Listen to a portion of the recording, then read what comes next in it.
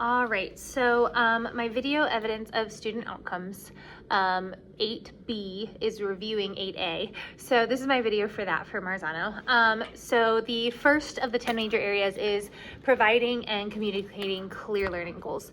That is a massive goal of my school as a whole. We use Marzano as a whole structure. So it is required that every single day my learning target is posted and that we review it. Intentionally review it, and we also have student success criteria for those learning goals. So in the video I show a clip of me going over the learning objective. It is on the slides, the students write it down. Sometimes I popcorn around and have students also read it out loud. Sometimes they tell it to their neighbor, sometimes they write it on their whiteboard desk, but we are interacting with that learning target all of the time. They're also expected to write it on their warm-ups. I think I might have said that. But I think that the progression of knowledge, like not only the learning target, but how one learning target is molding into the next, has been really important for me this year as I've taught social studies.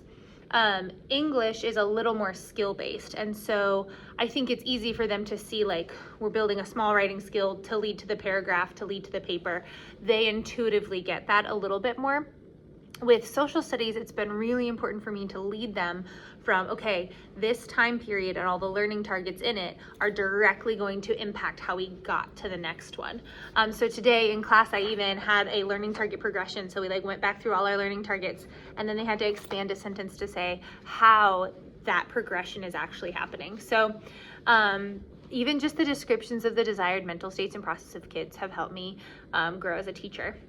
Assessment. So assessment for me is a lot easier when it's formal, because it's formal. Like, you create the test, you make sure that your test questions have been addressed, you decide if multiple choice is better or short answer, or you create a rubric for a paper.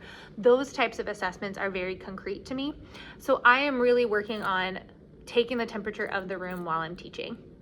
Usually I just did that by teacher intuition, but actually giving students input has been really good, because sometimes you're like, oh, they've got it, and then I ask for thumbs up, thumbs in the middle, thumbs down, and a kid that I thought got it is definitely a thumbs down. That has taken some intentional planning this year just to make sure that they're comfortable to vote, and then telling them what that means. Like, I feel great, I can do it by myself, I need a little support, but I'm getting it, or absolutely not. And sometimes that scale changes. Sometimes it's just a thumbs up or a thumbs down. It can be for their understanding, it can be for their completion, it can be for lots of different things. But I did 2 different videos of me showing that correction, and one was a true false, and one was did what I just said make sense? Because it makes sense to me. I made it, I'm teaching it. But I think even just informally assessing, are you tracking with me? Are you here? I did notice in the videos sometimes, because I filmed several videos, sometimes I thought I had more participation than I did. There's this kind of glazing over, okay, everybody's participating, let me move on. So I've worked a little bit since filming on going down each of my rows and making sure every kid has voted. And if they're not voting, if their head's down, if their hood's on, if we don't have that communication, I'm like, hey, what did you think? Where are you at in the assessment? Sometimes I have them give me fingers. Sometimes I actually give them a piece of paper that's I felt blank about today's lesson. I feel, just a written response for assessment. Direct instruction. I do a lot of direct instruction. I think most teachers do a lot of direct instruction. I inserted a clip about an article that I gave about motivations for the age of exploration.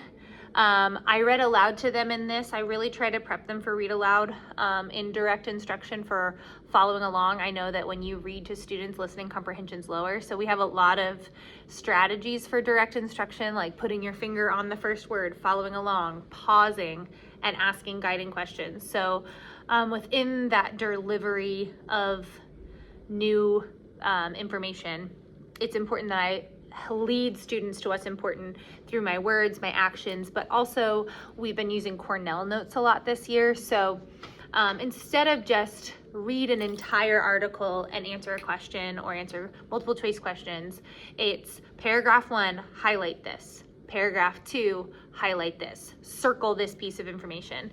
And then synthesize at the end, like how did that all come together. So those annotations are really important, and I show those in the video that I presented.